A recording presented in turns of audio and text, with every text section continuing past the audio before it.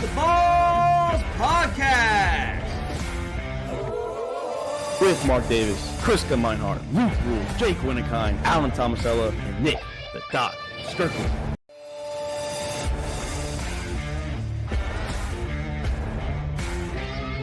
That was a total fuck up there. This is all about the Balls Podcast. I'm Mark Davis. That's Chris Meinhardt. It is Tuesday, January 28th, 2025. 2 nights removed, Chris, from Conference Championship Sunday. We know now who's in the Super Bowl 59 in your former hometown, New Orleans, and all out there. The Kansas City Chiefs, the Philadelphia Eagles, Chris. We're going to preview that next week, but tonight we're going to talk about how they got there, what led to it, and the fate of the Washington Commanders and Buffalo Bills. Chris, how are you doing tonight? Yeah, I mean, hey, the game that nobody wanted, the game that nobody cares about. Essentially, football season's over now for me. I mean, I could literally care less. Come on. Come on now. Come on now. The Saints finally got a center in the Pro Bowl, so we got one player. Bijan's a Pro Bowler now. So yep, the Saints got one player in there. But yeah, so football season's essentially over for me. Dude, I was listening to a thing today. Nick Wright literally ripped, I think it was yesterday, he ripped out the last 3 AFC quarterbacks that lost to Mahomes. There's a championship, Burrow, Lamar, Allen. He said they can all meet up in the Pro Bowl and just discuss how to beat Patrick Mahomes in 2025. So obviously, he's not wrong there. I mean, they're all 3 Pro Bowlers now, I'm assuming. So, no, Chris, yeah, you're right. Not the matchup we wanted. I wanted Buffalo, and I would love to see the Commanders go there. Now I have to root for the Chiefs. I don't want Philly to win. It's nothing to do with the team itself. It's just most of the people out there, just not nice people. Not nice. Saw a video of them celebrating, and a guy was just shooting a gun in the middle of the air. I saw that one. Yep. I also saw the group of people like harassing the 2 Commander fans walking out of the stadium and stole his beanie. So, you know. Yeah, I mean, I've been to Eagles game, and it's not, like I said, it's not very nice. Chris, I had to buy new headphones yesterday. My right earbud on my little Beats, it dies after like 55 minutes. So had to get a new one. They look good. Still haven't bought a gaming headset yet, but I guess this could be the gaming headset, I guess, if I really wanted it to. But Chris, yeah, we're going to talk about it. We're going to talk about the games. We're going to talk about the Cowboys. We're also going to talk about the Las Vegas Raiders. Both teams have officially hired a coach. Your team now is the last team not to have hired a coach. I think the rumors are Kellen Moore and Mike McCarthy. So I think that's what's going on. Mike McCarthy's out. It's Kellen Moore. If I was Kellen Moore, man, I would not want to use my first job on a job that I'm going to get fired after 2 or 3 years because you're going to go out with Mickey Loomis. It's just I mean, we can talk this rant on the offseason, but I don't think Mickey Loomis is ever getting fired. But, yeah. He will eventually. But, Chris, yeah, you're right. Well, we talk all offseason about this because the offseason there's a lot to talk about, a lot of teams. But, man, let's talk the first game, Sunday, NFC Championship. It started at 3 o'clock. And, Chris, it was a pretty close game in the first half for the most part. And then the second half, the Philadelphia Eagles just ran wild on the Washington Commanders. The final score was 55-23. And I'm just going to plain out ask it, are the Philadelphia Eagles just truly unstoppable? From top to bottom, they are loaded on offense, defense, and special teams, honestly. Yeah, I mean, we know going into the game that it was going to be a shootout. Washington's defense is just poor at its best. And then poor Marshall Lattimore. Don't even know what to say about that man. But it looks like if Washington decides to keep him, it looks like there'll be another rivalry between him and AJ Brown now. So he got bullied out there. He did get bullied. But yeah, I mean, Eagles offense is looking outstanding, especially with Saquon Barkley. I mean, that was a huge pickup for them. And I saw earlier this week that Saquon was in talks with, who was it? Houston and the Bears. Yeah, the Bears were the big one. Yeah, and they fumbled the bag. So I'm sure Doc's pissed off about that one when he saw that news report come out. Bears settled for DeAndre Swift. Yeah, they would have been what some call competitive this year if they did sign Saquon. They were already competitive, according to some people. But next year, hey, what is it? Belt to ass? We're taking you belt to ass. Oh God, yeah. That we'll talk about that one that was a Chiefs game. Yeah, we'll talk. Me and Jake got bullied. Well, I got bullied because I'm the one that controls the TikTok page, which I have to be respectful on that. But Jake went in on that person. So no, Chris. Just Saquon Barkley too, man. First play of the game, first play for them, 60-yard rushing touchdown. He made Jeremy Chin miss 2 times on one play. I think they missed 3 tackles total. Well, I know we're going to preview Chiefs Eagles next week, but that's the focus point for the Chiefs. I mean, Saquon Barkley is a freak. I mean, that's just like you said. The Bears and the Texans settled for Joe Mixon. Joe Mixon honestly didn't have a bad year, but man, these teams, the Giants, the Bears, Texans, they're probably looking at themselves like, damn, we missed out on Saquon Barkley. Potentially could be Super Bowl MVP. I think he's probably the favorite for the Eagles. Jalen Hurts looked good too. I mean, that's the Jalen Hurts I expected. Now, will he do that against the Chiefs? That's something that we'll talk about too next week. But no, he played a great game, and they had 7 rushing touchdowns, Chris. 7. Yeah, it was crazy. I mean, opening the game, the Commanders driving down the field, 7 minutes. What was it? 18 plays. I mean, it did result in a field goal, which I'm sure they didn't want. But they converted. Shocked they didn't go for it neither, too, on that last 4th down. I mean, they converted a couple of 4th downs on that drive. So I mean, that's if you're going to do that, you might as well. And then, hey, within 30 seconds, Saquon proved that you should have went for that 4th down. And it was a close game. I think it was 14-12, and then Will Shipley, like literally, hey, Jacob Sports, yeah, Will Shipley didn't know it, but he ran into the kick returner and then fumbled the ball, and all hell broke loose from there. I mean, the Eagles scored 28 points on all 4 turnovers. They scored a touchdown. Like, Doc, I know I wish he was here for this, but like he ripped Jaden Daniels on Sunday night, and it's like, what do you want Jaden Daniels to do? I mean, the O-line's not that bad, or not that good in Washington already. Nothing's working. I mean, the receivers aren't getting separation. When they do, they're turning the ball over. Terry McLaurin was covered like a tight blanket out there. Like that, man, it was just a bad day for the Washington Commanders. And hats off to the Eagles. The Eagles played a perfect game plan. They executed 100% of the time, and that's why they're in the Super Bowl. They've done it all playoffs. They ran through Green Bay. Rams were close at the end, but they were pretty much 2 touchdowns at the end of the game for the most part. And then they ran away with this game, Chris. Eagles they're loaded. I mean, they're good. Yeah, I mean, there's nothing really else to say about it. The offense is clicking, the defense is clicking. I mean, you hit on it, Jaden Daniels. I literally put 0 blame on this loss on Jaden Daniels. I mean, those three turnovers that all were for touchdowns that converted, none of them was his fault. Well, I remember 3 of them. I know the kickoff return, and then the Zach Bond fumble where he hit the guy's arm. He didn't hit the ball. So, like, the guy lost.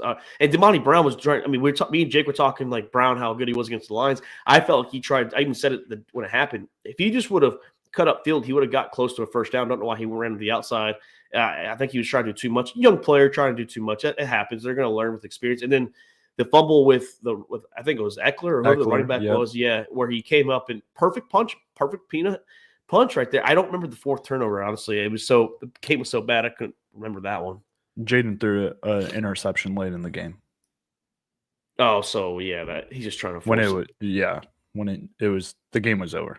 Yeah, okay. So yeah, that interception, the game was near. It was already looking at the sunset for them. So no, yeah, I mean, Chris, this Eagles team, like I said, Nick Sirianni, he saved his job. I mean, he's definitely second Super Bowl in 3 years, second Super Bowl in his 4-year career as a head coach. So congrats to him. Vic Fangio's turned his defense around. I know, like to say, the exciting whites out there.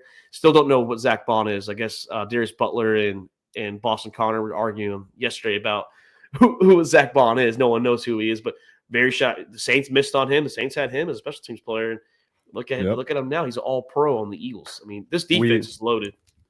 Yep. It hurts me to look around the NFL because the Saints have a lot of players out there that are performing on other teams that they did not perform on for the Saints. Gardner Johnson. So he played good for y'all, but he's on the Eagles. Trey Hendrickson, big one. I mean, big one. A lot of names out there. But I mean, Mark, I think you missed the true MVP of this game, and that was Tress Way, the Washington's punter. Oh, dude, that was a hell of a throw, man. Hey, that was a fucking dot. because I was ripping them. I was like, damn, they're not going to go for it. And then as soon as I said that, like, I look up and I see the punter's back here. I'm like, oh, shit, he's throwing it. Best throw of the day from either team, honestly. I mean, that was a great throw. And the ball's on Ron to call that deep in your field or deep in your damn. Yeah. So I mean, that was a crazy play. I wish it worked out the other way. I wish the Commanders walked away with the win, but well, let's talk the Commanders. Like, so year one with Dan Quinn and Jaden Daniels. Obviously, Dan Quinn second time as a head coach, first year with the Commanders. Jaden Daniels rookie, number 2 overall pick. Is this their ceiling, or honestly, do they still have more to climb?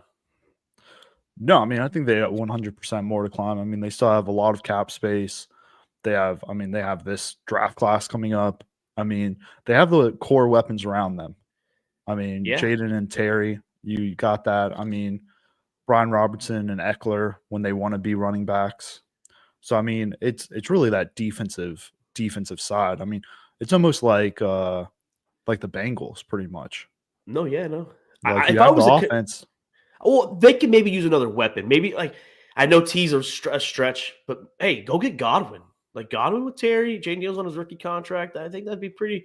I mean, maybe another tight end. I know Ertz is getting a little up there, but yeah, like you said, defense, O-line too. They need O-line as well. But I feel like this division too, because we haven't seen a back-to-back winner in 20-plus years in the NFCs.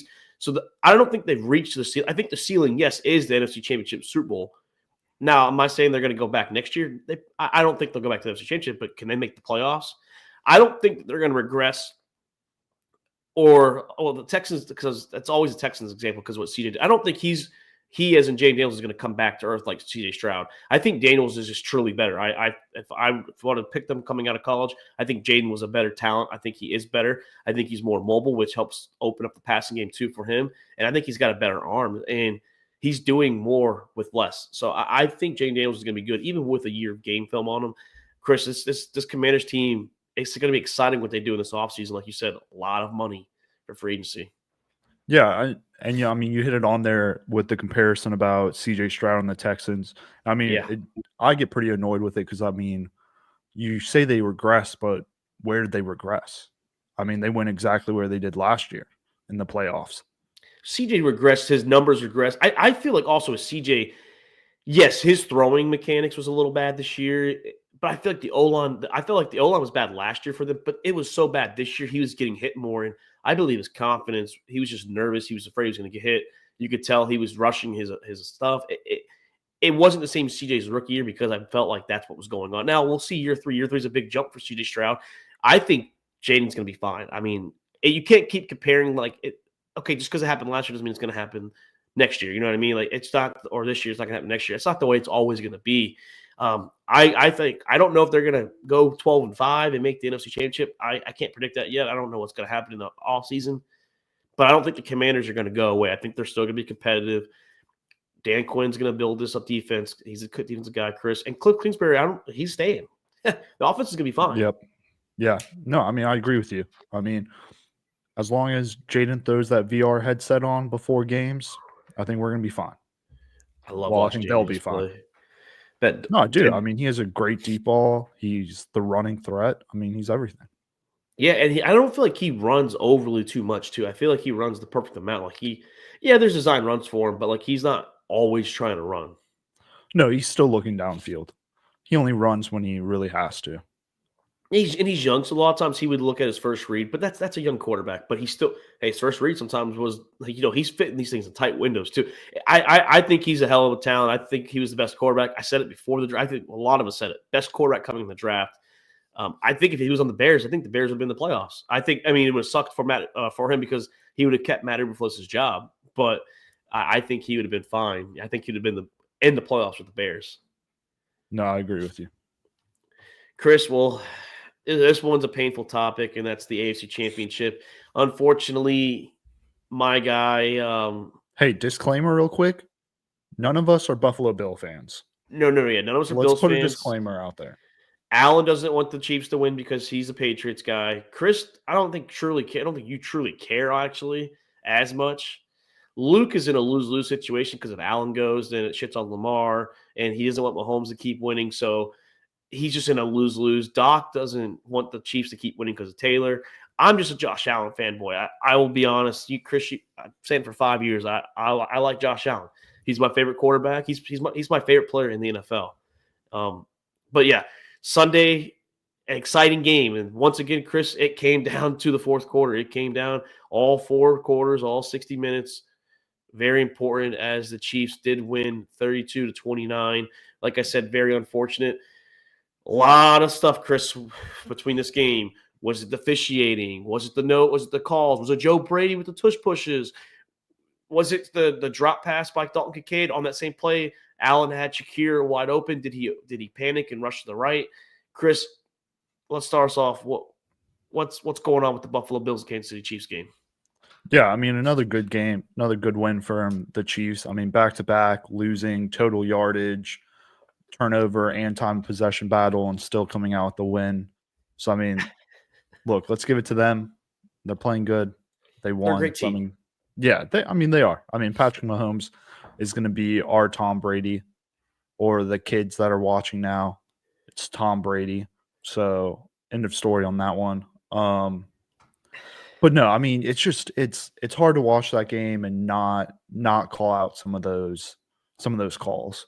I mean, the crucial, what looked like it was a drop, but was ruled a catch, and then the viral, was it actually a first down on that fourth down with Josh the play Allen? before that was the Kincaid get a first down, because that's what people are also, and I also blame Sean McDermott on that one because he rushed that play. Like they ran up to that huddle and he should have challenged it.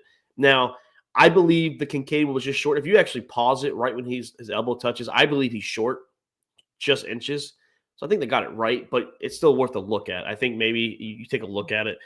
Chris, the catch one was weird because the defensive back had 2 hands on the ball compared to Worthy's one arm.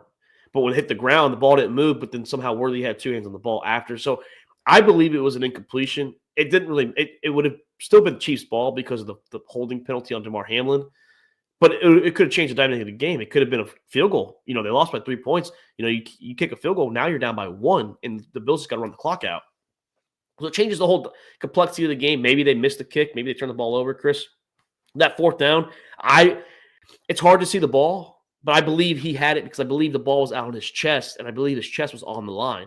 So, yes, I understand. The only thing I didn't like, Chris, about that call was the official that had his back to Josh Allen was the one that got the spot, and that's where I don't agree with you. If you can't hit the ball at all, or you can't even see a piece of it, you shouldn't be the one to decide it. The other official that thought he saw it, he was one that called first down. Yeah, no, I mean, yeah.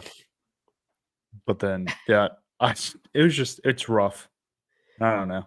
I felt bad for him too because you can see Josh Allen, he looks depressed. I mean, he just obviously deflated, depressed. The big D3s right there. He is just what can he do? I mean, on the rollout on the final play for them, yeah, the play was to Shakir, but I believe the play was to kind of scramble to the right and then throw it back. We see those plays so many times.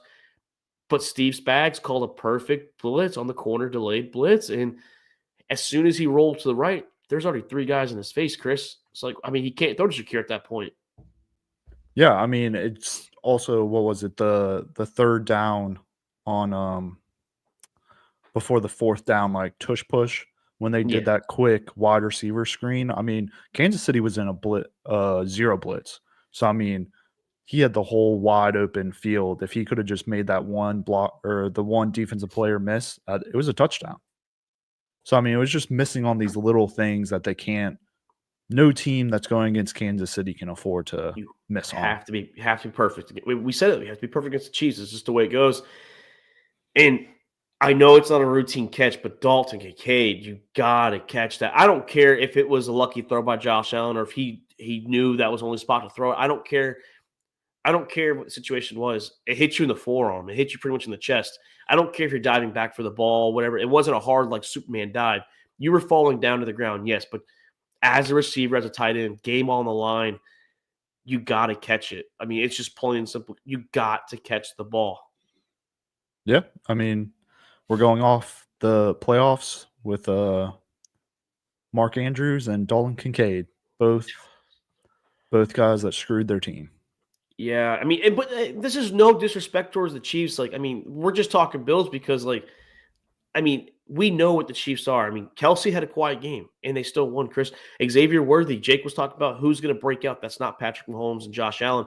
That's the guy that broke out, and hook 'em horns, baby. But He's he fast. bought hey, dude, he put DeMar Hamlin like he was pretty. I don't think he was. Don't say it. Don't say it. He burnt DeMar Hamlin bad, dude. And he wasn't even running full speed. I mean, he literally was running like 3/4 gear, and he took off. As soon as he caught the ball, he was already gone. Like he was like 3-4 yards ahead of DeMar Hamlin on those drag routes. He played a good game. He's one that had the catch too. Obviously, I'm a little happy. I'm happy for him because he's a Longhorn. It's good to see him. I bet the Bills are pissed too because the guys that they gave to the Bills, Patrick Mahomes and Xavier Worthy, had a touchdown. So, no, I mean, shout out to the Chiefs, Chris. They did everything right. I believe the play calling was correct. I believe what they did, that goes back to Joe Brady. I was not a fan of Joe Brady's play calling. Where was James Cook in the first half? Where was a top 7-8 running back in the league? Where was he? Look what he did in the second half. That just explains that you were trying to have Josh Allen do too much, and that's not – he's your best player. I get it, but we saw last year when he took over, the Bills got better when you incorporate more of James Cook. You takes the load off Josh Allen. It frees him up, takes the pressure off him. I believe that was another miss that they had too, Chris, was the play calling by Joe Brady was terrible. Yeah, I mean, that, and I don't want to make excuses, but I mean, the Bills' injury in their secondary was pretty rough. And then yeah. I know Torched. I know not a lot of people are talking about it, but that Christian Binford concussion, that's something the NFL needs to look into. Yeah. Because man got concussed last week, had his little couple days, and then Friday they marked him as missing practice for like a personal issue and not the concussion. And then he played, hit his head once, and he had to get strapped into a cart. Yeah. I said the same thing. I was like, that's very sus, in my opinion. It is what it is, man. It's unfortunate. Like I said, eventually one of these guys is going to break through. Like, it's not always going to be the Chiefs. I know everyone that's listening and watching, or when we do go back and watch, it's not always going to be Kansas City. But they're on this run, and hey, it's history. It's good for them, man. Mahomes has been to 5 Super Bowls, Chris, in his first 7 years as a starter. That's amazing. Let's just be honest. That is a legendary thing to say. No one's ever done that. He's off to the best start in his first 8 years as an NFL pro, at the quarterback position at least. Yeah, I mean, like I said, he's our Tom Brady. And Andy Reid right now.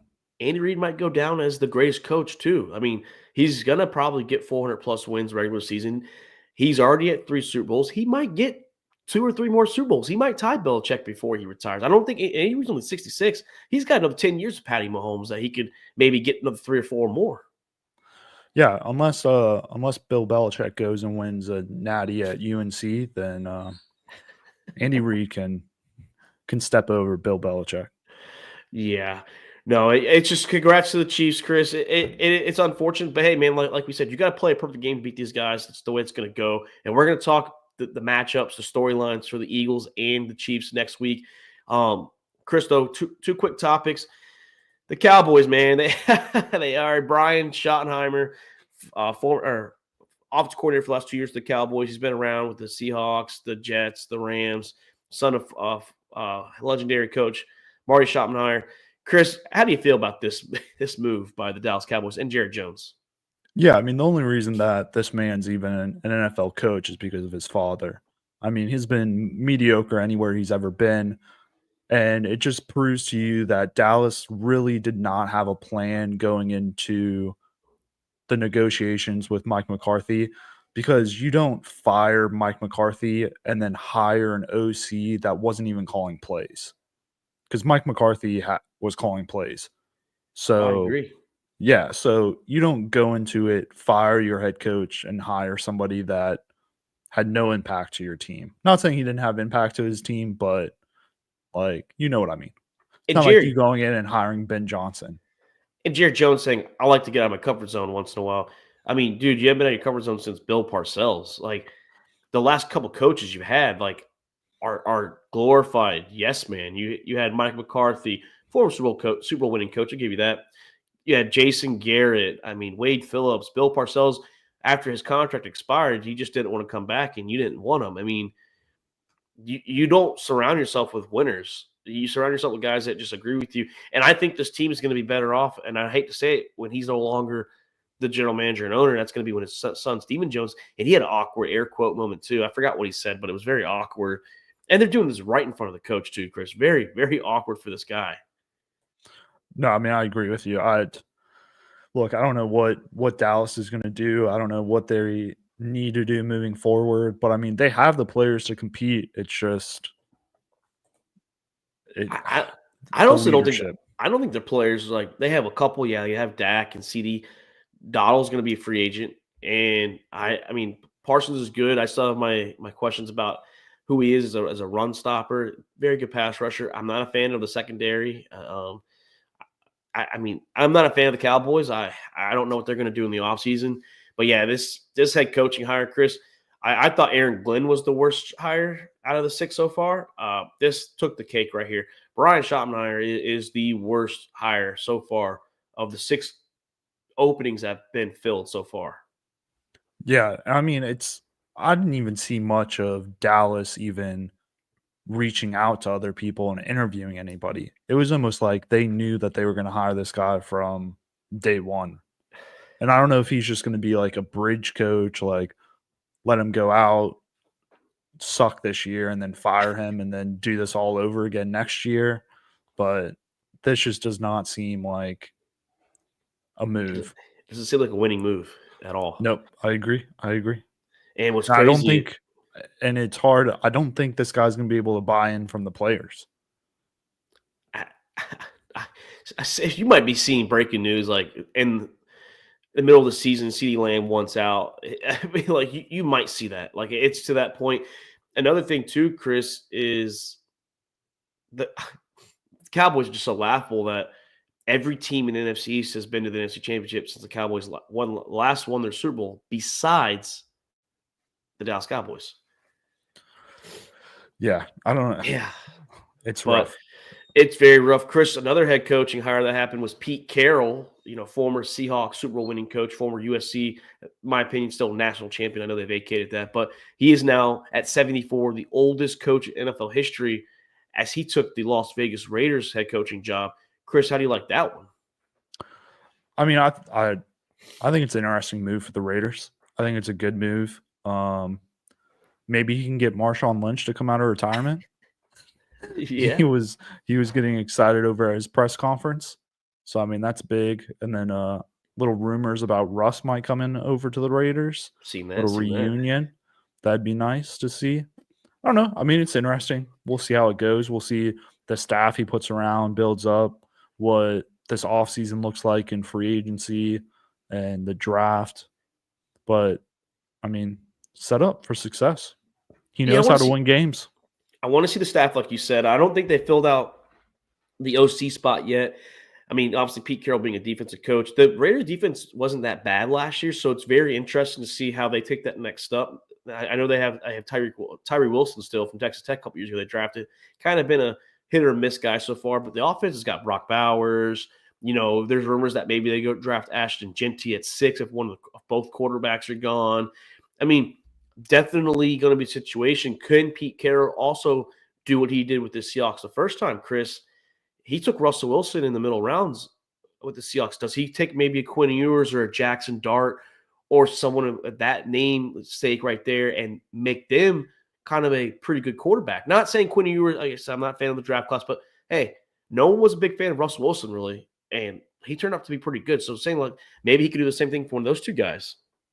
Yeah, I mean, the reason Russ was able to do that, though, is because of the Legion of Boom. I mean, he had that defense to rely on. He knows that he didn't have to go out there and put up 40 points to win a game. I mean, he could slack off a little bit, and that defense was going to take care of him.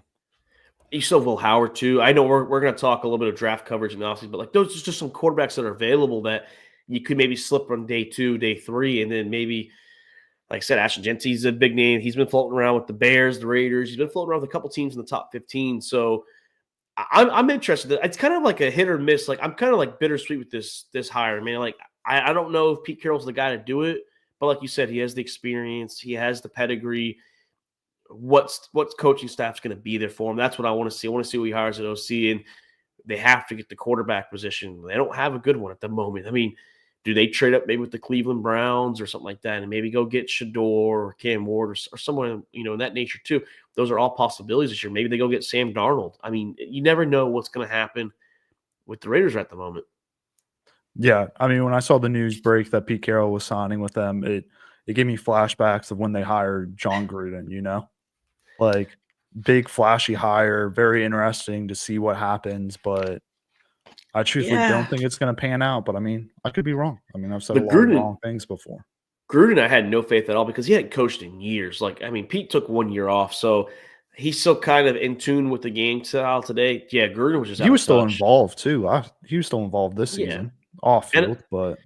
And I know Gruden won a Super Bowl, but and he was an entertaining coach back in his heyday, but he still took Tony Dungy's team to the Super Bowl, played his former team. That didn't really change anything. So not to water it down, I just wasn't a big fan of Gruden as a head coach. Really never was really a quarterback whisperer where like everyone thinks he is. So I just wasn't a big fan of that at all, Chris. But we'll see. We'll see. Like I said, offseason is going to be very interesting. As of right now, we know there's 30 teams that we know the draft order for them, and free agency starts in March, so we're a little over a month away from free agency. We have the Senior Bowl coming up. We have the Combine, I believe, coming up in February. I believe is when the Combine. Oh, I don't know. I think it's either or late February or March. But Combine's coming, Senior Bowl. Like I said, it's so much going on, Chris. But man, I appreciate you staying here, Chris, and powering through. I know both of me and you were battling. I had a sick daughter. Your kids are sick. I'm still a little under the weather. You're probably getting there. So appreciate you doing this, man. Yeah, of course. Always love coming to the SAC with you, Mark. Yeah. I'm glad we're in the SAC house tonight. So next week I'll be in Missouri when we do the next 2 episodes. I will be in Missouri when we do the Super Bowl preview and the Super Bowl recap. So bring your A game here. I would like to get all 5 of us in that episode. This is the Super Bowl, man. Like we got to get in here for this. I know potentially getting Allen back very soon. Was talking to him. Maybe he might not be watching football though.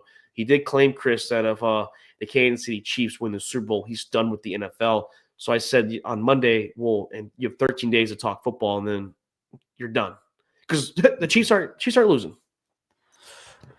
Yeah, we'll see.